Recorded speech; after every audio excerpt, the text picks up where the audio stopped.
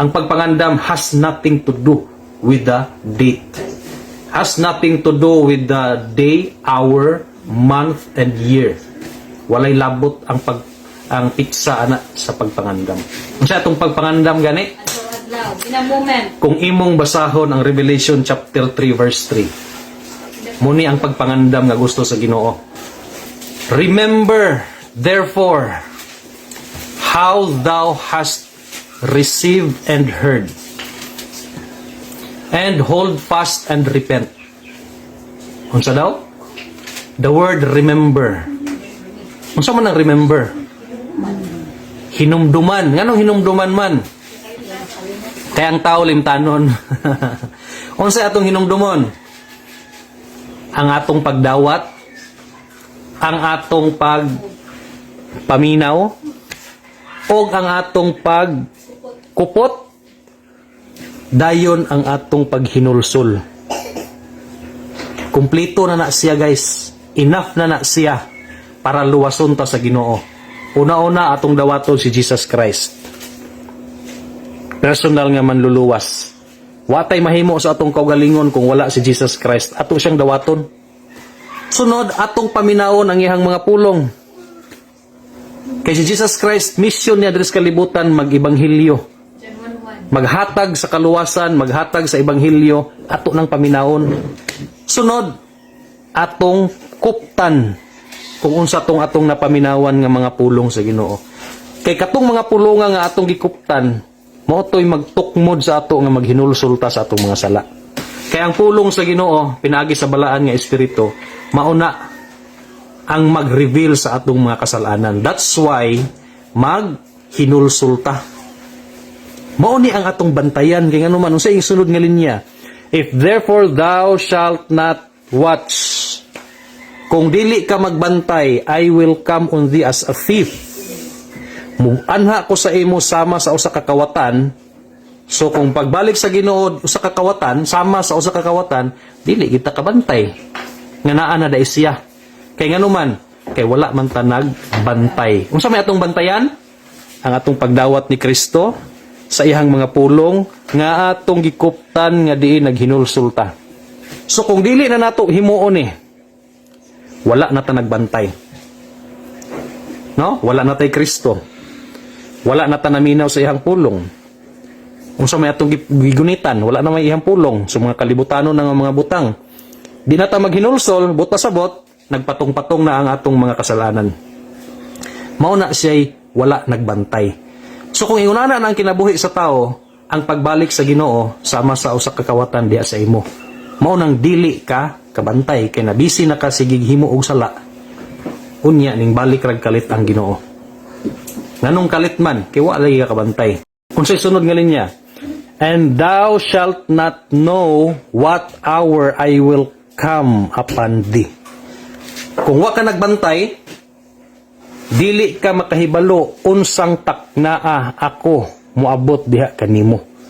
Sa ato pa, kung nagbantay di ay ka, kung nagbantay ka diri, makahibalo day ka unsang taknaa mo balik ang Ginoo. Kay ngano man, ngano makahibalo man ka? Tungod kay trabaho na sa God the Father ang pagpahibalo. Di ba? Ingon ganiha sa Mark og Mateo og Acts chapter 1 verse 7. It is in the power of God. Prerogative na sa amahan. Ang pagpahibalo. Kanus amo balik ang iyang anak. Ang pangutana, kahibalo ba ta kanus ana i-announce sa God the Father? Dili man. Di ta kahibalo kanus ana ipahibalo sa amahan. Kay trabaho man na sa amahan ang pagkahibalo kanus amo balik si Jesus Christ. Karon kay naa man day mga tawo nga makabantay, naa man day mga tawo nga makahibalo sa takna sa pagbalik sa Ginoo. Makahibalo sila kay nagbantay sila. So ang pahibalon ra di ay sa amahan kanus amo balik ang iyang anak kadturang mga tawo nga nagbantay. Katong mga tawo nga nagpadayon nga nagdawat sa iyang anak, nagapaminaw sa iyang mga pulong, nagakupot sa iyang mga pulong ug naghinulsol sa ilang mga kasalanan. Kadto lang nga mga tao ang makahibalo kanusa mubalik ang atong buhi nga Dios. Ang pangutana lang pud lagi, di pud ta kahibalo kung kanus ana isulti sa amahan. Di ba? Nganong niingon ko ana nga ang amahan ra ang magpahibalo. Tungod kay kung atong balikan ang teksto sa Marcos ato, but of that day and that hour no man, no, not the angels which are in heaven, neither the Son, but the Father.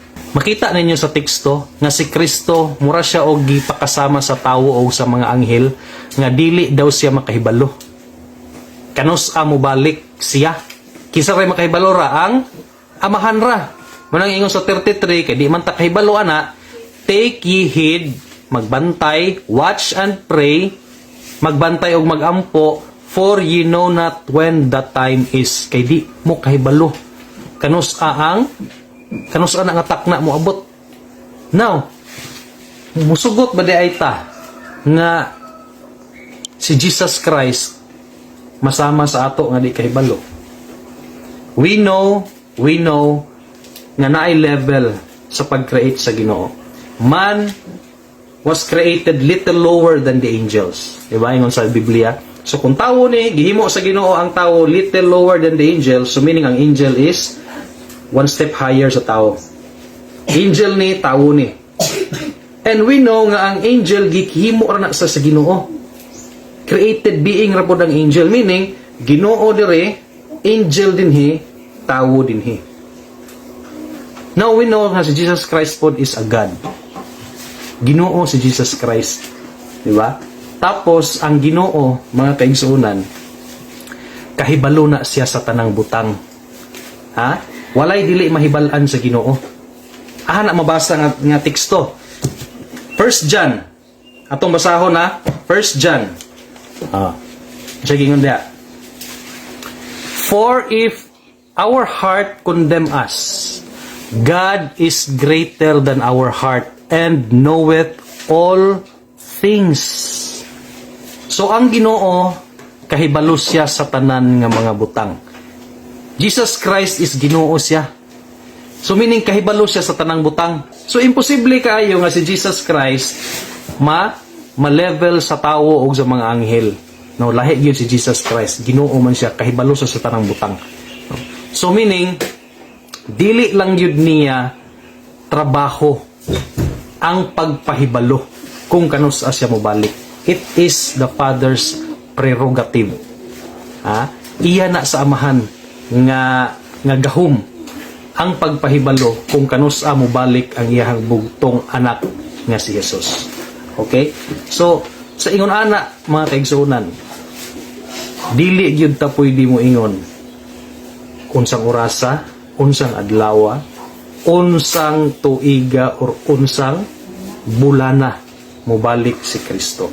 Kay dili tawo, dili anghel, dili mismo si Kristo ang naay trabaho or gitugyanan ana nga trabaho nga magpahibalo.